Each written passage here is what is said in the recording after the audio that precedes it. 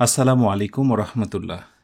HSC আলিম পরীক্ষার্থী 2025 ঝটপট করে কানেক্টরসের দুর্দান্ত সাজেশন নিয়ে নাও এবং মোস্ট ইম্পর্ট্যান্ট আলোচনাটা দেখে নাও এবং এগুলোই পড়তে হবে তোমাকে পরীক্ষার আগ পর্যন্ত এবং পরীক্ষার সময় আমি বলবো এগুলোই সবচেয়ে গুরুত্বপূর্ণ।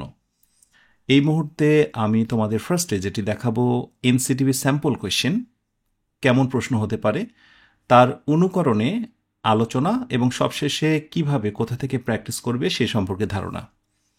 ওকে, তো চলো ফার্স্টে আমরা স্যাম্পল কোয়েশ্চেন দেখে নিই। স্যাম্পল কোয়েশ্চেন, আমরা কোয়েশ্চেনটা একটু পড়ে নিই। কোয়েশ্চেনে বলা হচ্ছে use appropriate sentence connectors in the blank spaces of the following passage. অর্থাৎ নিচের এই প্যাসেজটার ফিলিং ইন দ্য গ্যাপে সঠিক কানেক্টর বসাও। কানেক্টর হচ্ছে মূলত দুইটি সেন্টেন্সের মাঝে সংযোগ স্থাপনকারী শব্দসমূহ, সেগুলোই হচ্ছে কানেক্টর। কানেক্টর বসানোর ক্ষেত্রে মানে প্রারম্ভিক একটি কথা তোমাদের জানিয়ে রাখি যে কানেক্টরে অনেক সময় অনেক রকমের আনসার হয়, অল্টারনেটিভ, সিমিলার, অন্যান্য কানেক্টর বসতে পারে। এটা মূলত ডিপেন্ড করে পুরোটাই এই প্যাসেজের বাংলা অর্থটা প্রথম থেকে শেষ পর্যন্ত বাংলা অর্থটা ভালো করে বুঝতে পারার উপর। তুমি যদি অর্থ বুঝে বসাও তাহলে অবশ্যই সবগুলো রাইট হবে। সো কখনোই ভাববে না যে সেন্টেন্স কানেক্টরে আনসার সবারই একই রকম হবে। সাথে এটাও বলে দিই যে একই ধরনের আনসার, ধরো so, therefore, that is why, এই কানেক্টরগুলো প্রায় সমজাতীয়। So, therefore, that is why. পাশাপাশি একই জায়গাতে সো সো দুইবার বসাবে না, দেয়ার ফর দুইবার বসাবে না। তোমার কাছে যেহেতু সিমিলার অনেকগুলো শব্দ আছে, একটাই যদি তুমি সো বসাও পরেরটায় তুমি দেয়ার ফর ব্যবহার করবে, বিকজ এটাতে একজন এক্সামিনার যিনি তোমার খাতাটা দেখেন উনি একটু ভালো বোধ করেন এবং তুমি যখন একজন এক্সামিনারকে ভালো বোধ করাবে অটোমেটিক্যালি তুমি কিছু কিছু জায়গায় ভালো মার্কস ক্যারি করতে পারো। সো এই কথাটা জাস্ট মনে রেখো। পাশাপাশি শেষ যেটি বলা দরকার যে আনসার লিখবো কীভাবে পরীক্ষার খাতায়, এ থেকে শেষ পর্যন্ত এন পর্যন্ত 14টা, এই 14টা নাম্বার দিয়ে সম্ভাব্য যে রাইট আনসারটা তোমার কাছে মনে হচ্ছে সেই রাইট আনসারটা তুমি লিখবে, ঠিক আছে? কিন্তু পুরো প্যাসেজ লিখতে হবে না। সাথে আরেকটি বিষয় বলে দিই, কখনো স্ল্যাশ দিয়ে অপশান হিসেবে আরেকটি উত্তর দেবে না। হয় না যে তুমি একটা সো দিয়েছো, স্ল্যাশ দিয়ে দেয়ার ফর দিয়েছো, এটি করা যাবে না, যে কোনো একটা, ঠিক আছে? এইটা একটা পরামর্শ। এবার আমরা খুবই গুরুত্বপূর্ণ কিছু কানেক্টরসের লিস্ট দেখব, তারপর বিগত বছরের প্রশ্ন অ্যানালাইসিসে যাব। সিলেক্টেড রুলস কানেক্টরস, আমি বিগত বছরের প্রশ্নগুলো বিশ্লেষণ করে দেখেছি এবং যত ধরনের প্রশ্ন বিভিন্ন টেস্ট পরীক্ষা এসেছে সেগুলো অ্যানালাইসিস করে দেখেছি যে বিভিন্ন সময় যে কানেক্টরসগুলো আসে তার লিস্ট খুব বেশি না, এই 30টার মতো। তো আমি আরও বেশ কিছু আরও এক্সট্রা 10টা 12টা দিয়েছি, সব মিলিয়ে প্রায় 40টার মতো তোমাদের আমি কানেক্টরসের সঙ্গে এখন পরিচয় করিয়ে দেব ইনশাআল্লাহ। কপাল যদি তোমার পোড়া না হয়, ইনশাআল্লাহ আসন্ন পরীক্ষাতে সকল বোর্ডের শিক্ষার্থীর জন্য এই কানেক্টরসগুলো যথেষ্ট হবে। এই কয়েকটা কানেক্টরস আমি তোমাদের দেখানোর চেষ্টা করব। তোমরা এই শীটটা পিডিএফ আকারে প্রথম কমেন্টে চমৎকারভাবে পেয়ে যাবে। শুধু তো এটা নয়, ওয়ান ক্লিক 5 আওয়ার্সের এই আয়োজনে সবগুলো পেয়ে যাবে। সুতরাং শুধু শুধু কমেন্টে চিল্লাপাল্লা করবে না যে স্যার কোথায় পাবো, এটা চাই ওটা চাই। একটু প্রথম কমেন্ট অথবা ডেসক্রিপশনটা একটু চেক করবে। তাহলে আমরা প্রথমে যদি বলি মোস্ট ইম্পর্টেন্টের তালিকায় হচ্ছে মোর ওভার। মোর ওভার মানে হচ্ছে উপরন্ত। এক্সাম্পলটা খেয়াল করো, he is an excellent student, সে খুবই দুর্দান্ত একজন ছাত্র। Moreover he is a good sportsman. আচ্ছা, এই জায়গাটা যদি ফিল ইন দ্য গ্যাপ রাখতাম তাহলে সম্ভবত তুমি কি বসাতে মনে মনে আগে একটু ফিল করো। He is an excellent student dot dot he is a good sportsman. তুমি হয়তো এখানে বিসাইডস দিতে, তুমি অলসো দিতে, দিতে তো এই টাইপেরই, এবং তোমার কাছে মনে হচ্ছিল যে সবগুলো রাইট মনে হতে পারে, বাট বেস্ট আনসার হচ্ছে মোর ওভার। কেন? তোমরা এই কারণ এবং ব্যাখ্যাগুলো ভালো করে দেখে নেবে। প্রথম বাক্যে তার একটি গুণ বা মেধাবী ছাত্র বলা হয়েছে, প্রথম বাক্যতে সেটি বলা হয়েছে সে একজন মেধাবী ছাত্র।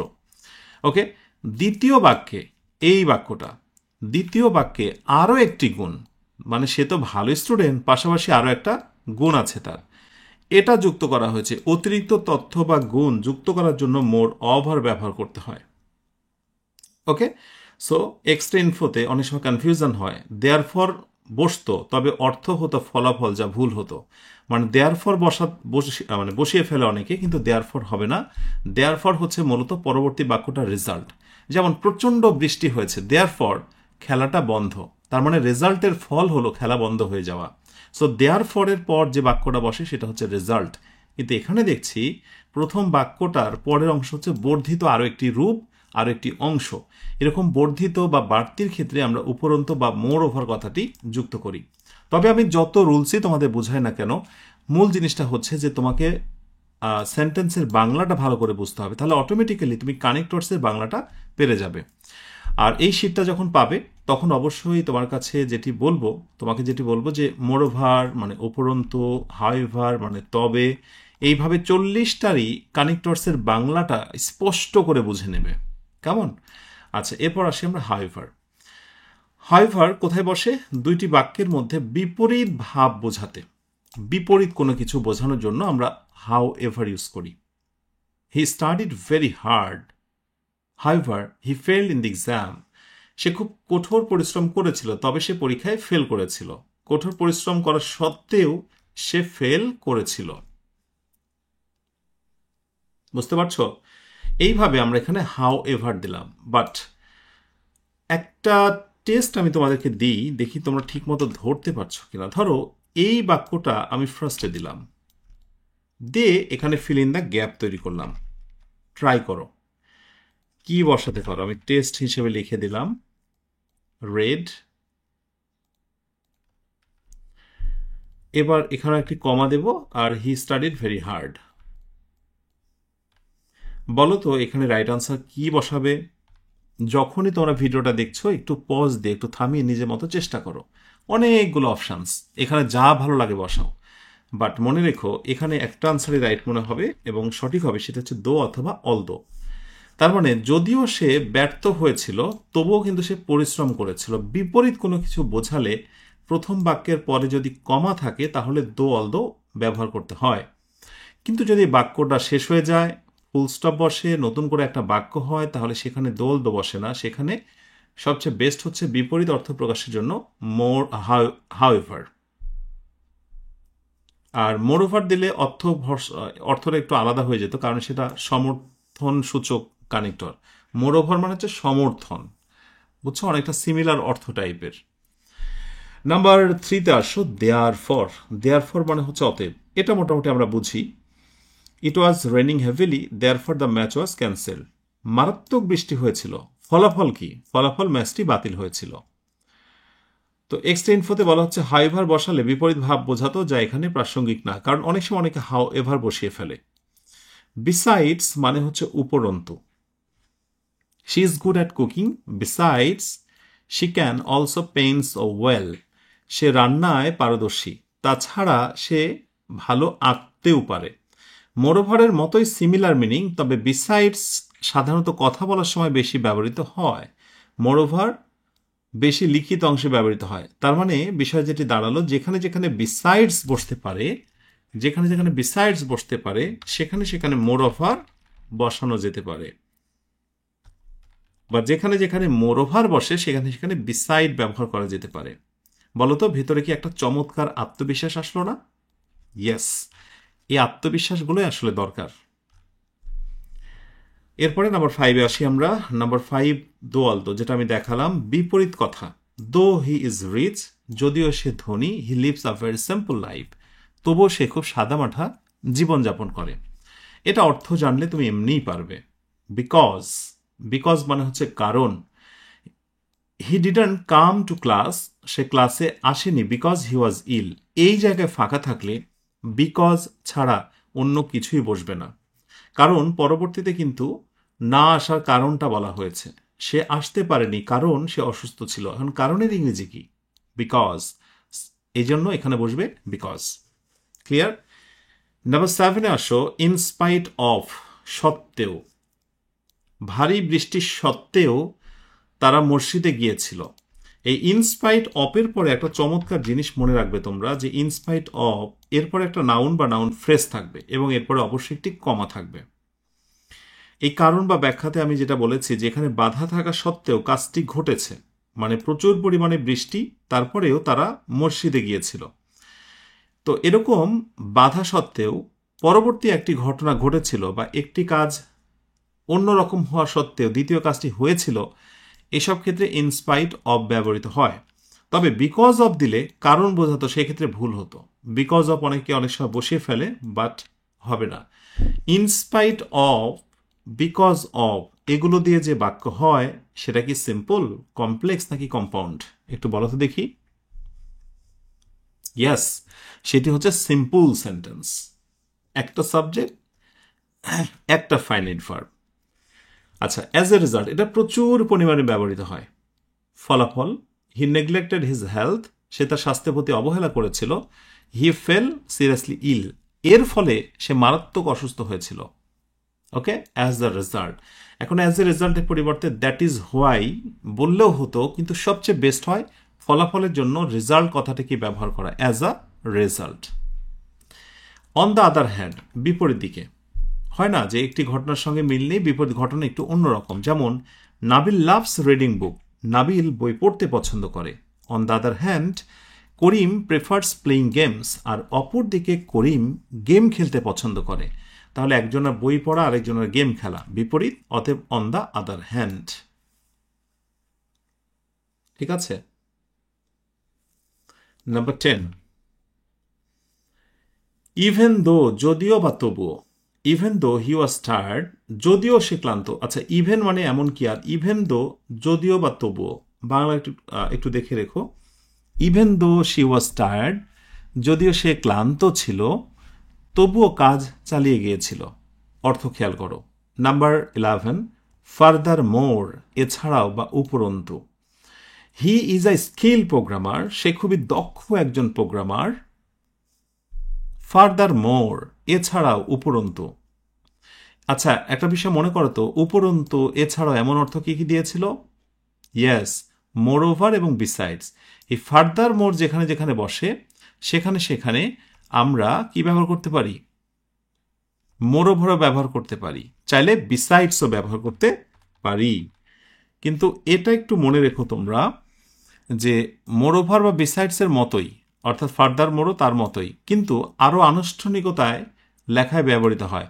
মানে আরেকটু জাঁকজমকপূর্ণ লেখার ক্ষেত্রে বেসিক্যালি মোর ওভার বা বিসাইডস ইউজ করা হয়। আর ফার্দার মোর এটা অনেকটা মানে ইনফর্মাল স্পিকিংয়ের ক্ষেত্রে বেশি ব্যবহৃত হয়।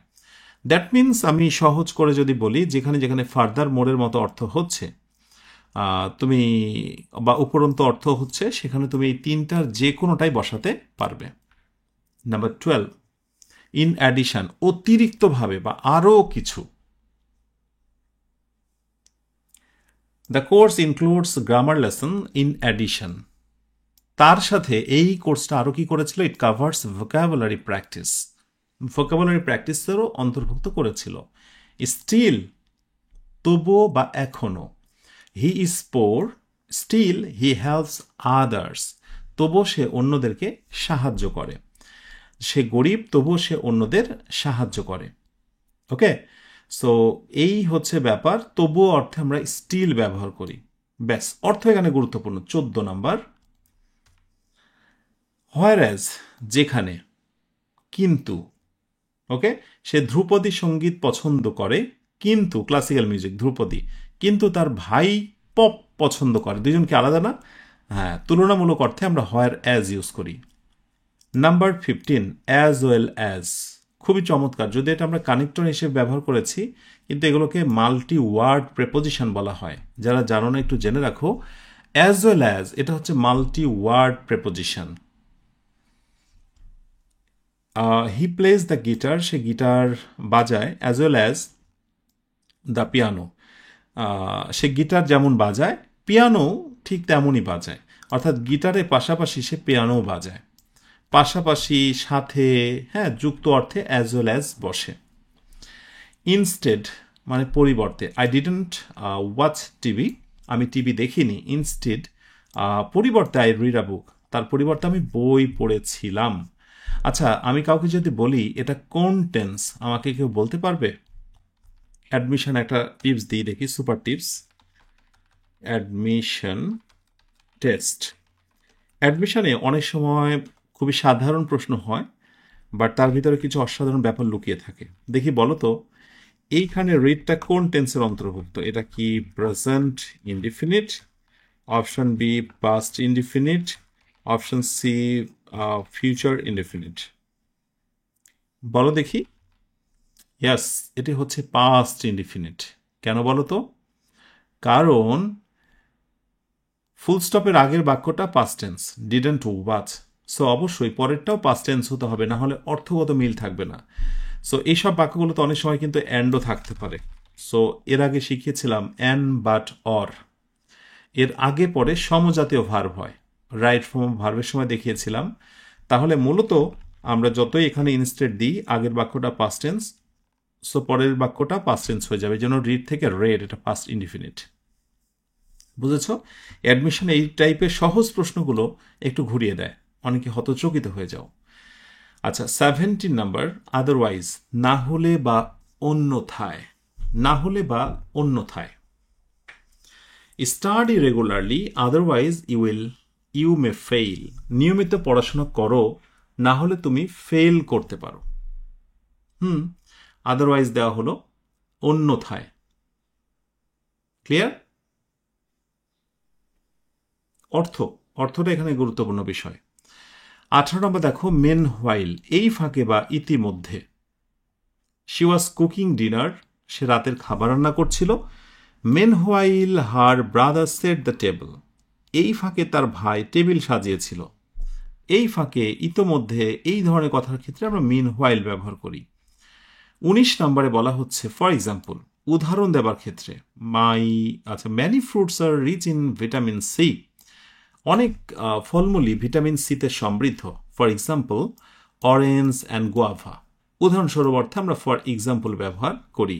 ফর এক্সাম্পলও ব্যবহার করি, আমরা চাইলে সাচ অ্যাজ ব্যবহার করতে পারি। তবে যখন সাচ অ্যাজ দেওয়া হয় তখন সেটা লিস্ট আকারে দেওয়া হয়, লিস্ট 1 2 3 4 5। আর যখন ঢালাও আমরা দিই তখন বেস্ট হচ্ছে for example. Number 20, in contrast, the north is cold and snowy, উত্তর দিকটা ঠান্ডা এবং তুষারে ঢাকা।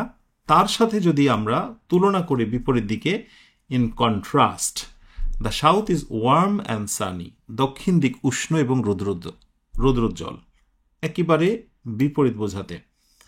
ওকে, এই হচ্ছে কানেক্টর। কানেক্টরের আলোচনাটা একটু লম্বা হতে পারে, একটু ভেতরে বোরিং ফিল হতে পারে, বাট শুধু এই অংশে না, এই 1 ক্লিক 5 আওয়ার্সের এই পুরো আয়োজনে যেখানেই তোমার মন ভেঙে যাবে সেখানেই তুমি থমকে যাবে এবং তুমি ভাববে এই মন খারাপের পেছনে বা নেপথ্যে যে কাজ করছে সে হচ্ছে একেবারে শয়তান। শয়তান তোমার ঘাড়ে ভর করেছে। সুতরাং নড়ে সরে বসো, যখনই মনোযোগ বিচ্ছিন্ন হবে পড়তে হবে না, পজ দিয়ে থামিয়ে বাহির থেকে 10 মিনিট 5 মিনিট ঘুরে এসে আবার পড়তে বসো। কারণ আমি চাই পরীক্ষার আগে কমপক্ষেও 20 থেকে 25-30 বার 1 ক্লিক 5 আওয়ার্সের এই আয়োজনটা তুমি রিভিশন দাও, 15, 20, 25 বার। দেখবে কতটা আত্মবিশ্বাস তৈরি হয় তোমার ভেতরে। ওকে, অ্যান্ড এরপরে আসবো আমরা 21 number, 21 number, on the contrary, অর্থাৎ হচ্ছে বিপরীতে। এটা হচ্ছে অন দ্য আদার হ্যান্ডের মতোই, যেখানে অন দ্য আদার হ্যান্ড বসবে সেখানে অন দ্য কন্ট্রারি বসবে। He doesn't had reading, say reading পড়তে সে পড়া পছন্দ করে না। অপরদিকে he reads a lot everyday, কিন্তু সে প্রতিদিন অনেক পড়ে। সে পড়া অপছন্দ করে না, ভুল হয়েছে, সে পড়া অপছন্দ করে না, প্রখান্তরে সে কিন্তু বেশি পড়াশোনা করে। 22 নাম্বার, ইভেনচুয়ালি, শেষ পর্যন্ত। Example, he worked hard for months, সে মাসের পর মাস চেষ্টা করেছে। Eventually he got the job, শেষ পর্যন্ত সে একটা চাকরি পেয়েছে। শেষ পর্যন্ত, চমৎকার একটা শব্দ, eventually. 23 number, as soon as, যখনই হয় একটা ঘটনা। Call me as soon as you reach the station, তুমি স্টেশনে পৌঁছানো মাত্রই, পৌঁছেই আমাকে ফোন দেবে। এই পৌঁছানো মাত্রই এমন অর্থে as soon as. In case যদি এমন হয় বা সতর্কতা স্বরূপ, ঠিক umbrella in case it rains, বৃষ্টি হলে যেন সমস্যা না হয় তাই ছাতা নিয়ে যাও।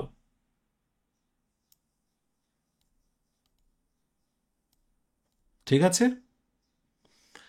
25 নম্বর, ইন শর্ট, সংক্ষেপে, he work hard, face challenge and never gave up, সে কঠোর পরিশ্রম করেছিল, চ্যালেঞ্জের মুখে পড়েছিল এবং কখনো হাল ছাড়েনি। ইন শর্ট, শর্টকাটে, he is a true fighter, সে একজন প্রকৃত যোদ্ধা। হ্যাঁ, এটা মোটামুটি ইন শর্টটা হচ্ছে যে বিশাল বড় একটা কথাকে, লম্বা একটা বিষয়কে এক কথায় বা সারমর্মে যদি প্রকাশ করতে চাই, ইন শর্ট। রাদার মানে হচ্ছে বরং, I don't want coffee, rather, rather পরবর্তী একটা কমা বসে, এই টিপসটা মনে রাখো। আমি কফি চাই না, বরং আমি কিছু চা পছন্দ করব। কারণ বা ব্যাখ্যা একটু দেখে নিও। ইনস্টেড নিয়ে অনেক সময় দেখা যাচ্ছে রাদারের সঙ্গে একটা কনফিউশন হয়, কিন্তু বলা হচ্ছে ইনস্টেড ব্যবহারও হতো, কিন্তু সেটা কাজ বা কর্মের পরিবর্তন বোঝায়। রাদার বেশি পছন্দ বা মত প্রকাশে ব্যবহৃত হয়, সো রাদারটাই এসব ক্ষেত্রগুলোতে বেশি মানানসই, তোমরা ইনস্টেড ইউজ করবে না। 27 নাম্বার, টু সাম আপ, হয় না যে কোনো একটা ঘটনার শেষে আমরা কিছু বলছি, টু সাম আপ, সারাংশ বা সংক্ষেপে।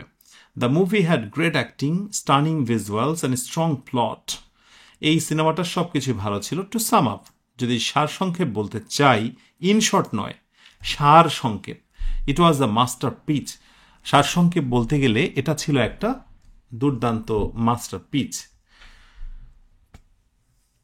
আর এখানে একটা এক্সট্রা তথ্য দিচ্ছি, ইন শর্টের মতো হলেও টু সাম আপ বেশি উপসংহারমূলক এবং ফর্মাল, বেশি ফর্মাল হচ্ছে টু সাম আপ। আচ্ছা, দ্যাট ইজ হোয়াই, এই কারণে, হি broke the rules, that is why he was punished, এই কারণে বাংলা যদি হয়, এই দ্যাট ইজ হোয়াই জায়গাতে অনেকে অ্যাজ এ রেজাল্ট দেয়, অ্যাজ এ রেজাল্ট এটা একটু অন্যরকম হয়ে যায়, ডিরেক্টলি রেজাল্ট না এটা। দ্যাট ইজ হোয়াই, এই কারণে, হ্যাঁ, কারণটাকে বেশি ফোকাস দেওয়া।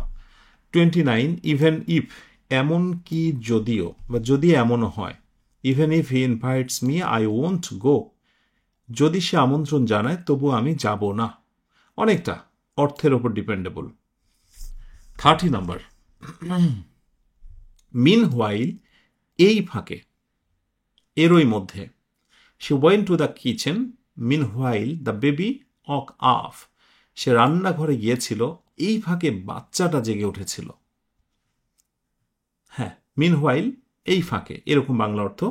অ্যাজ লং অ্যাজ, যতক্ষণ না, you can stay here as long as you are quiet, তুমি এখানে থাকতে পারো যতক্ষণ না তুমি শান্ত থাকো, অর্থ এখানে গুরুত্বপূর্ণ, as long as. 32, in fact, many think he is lazy, অনেকেই ভাবে সে হচ্ছে অলস। ইনফ্যাক্ট, প্রকৃত অর্থে, প্রকৃতপক্ষে, এই ইনফ্যাক্টের জায়গাতে আরেকটা জিনিস বসতে পারে, সেটা হচ্ছে ট্রুলি, একটু মনে রেখো, ট্রুলি, অথবা আরেকটি হচ্ছে অ্যাকচুয়ালি, অ্যাকচুয়ালি দেওয়া আছে, এই যে অ্যাকচুয়ালি, ঠিক আছে। ইনফ্যাক্ট, ট্রুলি বা actually, he works more than anyone else, আসলে সে অন্যদের চেয়ে বেশি কাজ করে। 33 number, not only but also, এখানে শুধু নট অনলি বাট অলসো না, এখানে আরো কিছু শব্দ আছে, যেমন আইদার ডট ডট অর, তারপর হচ্ছে নাইদার ডট ডট নর, whether dot dot or not, এই শব্দগুলো হচ্ছে পেয়ার কনজাংশন, একে অপরের সঙ্গে সম্পৃক্ত। আইদার থাকলে অর থাকবে, নাইদার থাকলে নর থাকবে, নট অনলি থাকলে বাট অলসো থাকবে, অথবা বাট অলসোটা থাকবেই, অর থাকবে, নর থাকবে, সেখানে নট অনলি, আইদার, নাইদার বসাতে হবে। তার মানে একটা অংশ যদি থাকে আর একটা যদি না থাকে সেটি বসাতে হবে। সে নট অনলি সিংস ওয়েল, সে শুধু ভালো গানই গায় না, বরং বাট অলসো ডান্সেস বিউটিফুলি, সুন্দরভাবে নাচও করে। তাহলে দেখো, নট অনলি, এই হচ্ছে বাট অলসো, একে অপরে পরিপূরক, এটা থাকবে। 34, ইনস্টেড অফ, এর পরিবর্তে, he walk to the office, সে অফিসে গিয়েছিল, instead of taking the bus, বাসে ওঠার পরিবর্তে, ইনস্টেড অফ এর পরে দেখো ভার্বের সঙ্গে আবার আইএনজি হয়েছে। তোমাদের কি মনে আছে, আমাকে একটু বলো তো, প্রেপোজিশনের পর যখন ভার্বের সঙ্গে আইএনজি হয় তখন তার নাম কি বলো তো, একটু ট্রাই করো। Is it gerund or participle? or participle. Participle. Participle. Yes, প্রেপোজিশনের পর ভার্বের সঙ্গে আইএনজি হলে তার নাম হয়ে যায় জেরান্ড। জেরান্ডের মধ্যে কি লুকানো থাকে? ইয়েস, সেটি হচ্ছে নাউন। তার মানে আমরা এটাকে জেরান্ডও বলতে পারি অথবা নাউনও বলতে পারি। 35 ফর ইনস্টেন্স, উদাহরণস্বরূপ। Many cities suffer from traffic jams. For instance, Dhaka is one of the worst. অনেক শহর ট্রাফিক জ্যামের সমস্যায় পড়ে। উদাহরণস্বরূপ, এই উদাহরণস্বরূপের জন্য এখানে for example, for instance, such as তিনটাই ব্যবহার করা যাবে। হালকা পাতলা পার্থক্য থাকতে পারে, সূক্ষ্ম পার্থক্য, সেটা তোমার মার্কস পাওয়ার ক্ষেত্রে খুব বেশি সমস্যা হবে না। সো ফর ইনস্ট্যান্স, উদাহরণস্বরূপ। 36 বিকজ অফ। বিকজ অফ কি ডাবল হয়ে গেল নাকি? মনে হয়। The match was cancelled because of the heavy rain. 37 hence, very very important. আচ্ছা, 37-এর এই জায়গাটা সে একটা ছোট প্রশ্ন করি, কমেন্টে প্রশ্ন আনসার দিয়ে যাবে। কানেক্টর কঠিন লাগে কাদের কাছে? ওকে, তারা কমেন্ট করবে। সহজ লাগার উপায়টা কি ছোট্ট করে বলে দিই। আমার এই রুলসগুলো আজকে যেগুলো দিয়েছে সেগুলো বারবার ভালো করে দেখা এবং তারপরে বিগত বছরে যে প্রশ্নগুলো রয়েছে সেগুলো রিভিশন করা। চমৎকার আত্মবিশ্বাস চলে আসবে। হি ওয়াজ নট ফিলিং ওয়েল, সে ভালো বোধ করছিল না। হেন্স, এজন্য। হ্যাঁ, হেন্স মানে ওই জন্য।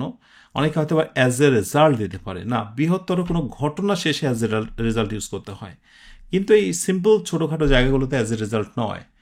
এই জন্য hence he didn't attend the meeting, সে মিটিংয়েও যায়নি। ডিউ টু, ডিউ টু মানে কারণে। হ্যাঁ, কুয়াশার কারণে ফ্লাইটটি বিলম্বিত হয়েছিল। The flight was delayed due two.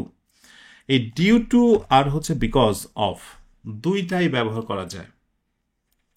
So due to বেশি ফর্মাল এবং লেখা ভাষায় বেশি ব্যবহৃত হয়। বিকজ অফ কথা বলার ক্ষেত্রে বেশি ব্যবহৃত হয়।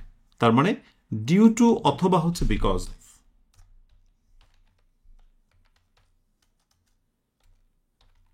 বিকজ অফ, এই দুইটাই ব্যবহার করা যায়। 37 number, 39 number. Weather dot dot or not, very very important. কোথাও যদি ওয়েদার থাকে তুমি নিশ্চিত থেকে যাও, তারপরে অর নট থাকবে, আর সাধারণত অর নটটাই থাকে, আর এই জায়গাটা ফিল ইন দ্য গ্যাপ করা হয়। তাহলে বলো, এইটার সঠিক আনসার করতে পারার ক্ষেত্রে তোমাকে খুব বেশি মেধাবী হতে হবে না। সিম্পল একটা সূত্র, অর নট আছে, অতএব তার আগে কি বসবে? ওয়েদার। বাংলা দেখো, তুমি আসো বা না আসো, আমি অনুষ্ঠানে যাব। অপশান, আসো বা না আসো। whether you come or not. 40 number, apart from, very very important. তাছাড়াও, অ্যাপার্ট ফ্রম ইংলিশ, ইংলিশ ছাড়াও। He also speak France and German, say France এবং জার্মানও বলতে পারে। আচ্ছা, 41 নাম্বার, তাই বা ফলে অর্থে আমরা হচ্ছে সো ব্যবহার করি। হি ওয়াজ ভেরি টায়ার্ড, সে খুব ক্লান্ত ছিল। So he went to bed, তাই সে ঘুমোতে গিয়েছিল। তুমি এই সব জায়গাগুলোতে সো এর জায়গাতে তুমি অ্যাজ এ রেজাল্ট ব্যবহার করতে পারো না।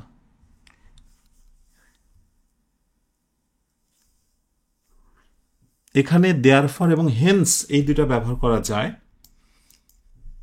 তবে অ্যাজ এ রেজাল্ট নয়। 42 while, while she was cooking, যখন সে রান্না করছিল। হি ওয়াজ রিডিং আ বুক, একই সময় দুটা কাজ, সেখানে হবে হোয়াইল। অনেক সময় হোয়াইল মানেও তো যখন, আবার হোয়েন মানেও যখন, এই দুইটাকে গুলিয়ে ফেলে। ক্লিয়ার করে দিই, হোয়াইল হলে দুইটা কাজ একসাথে চলবে। আমি গানও শুনছি, আমি বইও পড়ছি, দুইটা একেবারে একসাথে। Number 43 and last number 43, after all. After all মানে হচ্ছে সব শেষ বা তবুও। হি ফেইল্ড দ্য ফার্স্ট 2 অ্যাটেম্পটস, সে প্রথম দুইবার ব্যর্থ হয়েছিল। After all he succeeded on the third, সবশেষে সে তৃতীয়বার সফল হয়েছিল। হ্যাঁ, অর্থ এখানে বোঝানো তেমন কিছু নেই। তাহলে 43টা আমরা কানেক্টরস একটা খাতায় চমৎকার করে তুলে নিয়ে বারবার ওগুলো রিভিশন করব, বাংলা অর্থ কি এটা বুঝে নেব। ব্যাস, এর পরের প্রসঙ্গে এসে যায় যে বিগত বছরের প্রশ্নগুলো কেমন ছিল এক নজরে একটু দেখে নেওয়া যাক। ওকে, এই হলো কোয়েশ্চেন ব্যাংক। সমস্ত রুলস যখন পড়া শেষ হলো, এখন কাজ হচ্ছে বিগত বছরে আসা প্রশ্নগুলো রিভিশন করা। ঢাকা বোর্ড প্রথমে দেখতে পাচ্ছ, এরপর ঢাকা বোর্ড 2023। যাই হোক, এভাবে আলোচনা চলতে থাকবে।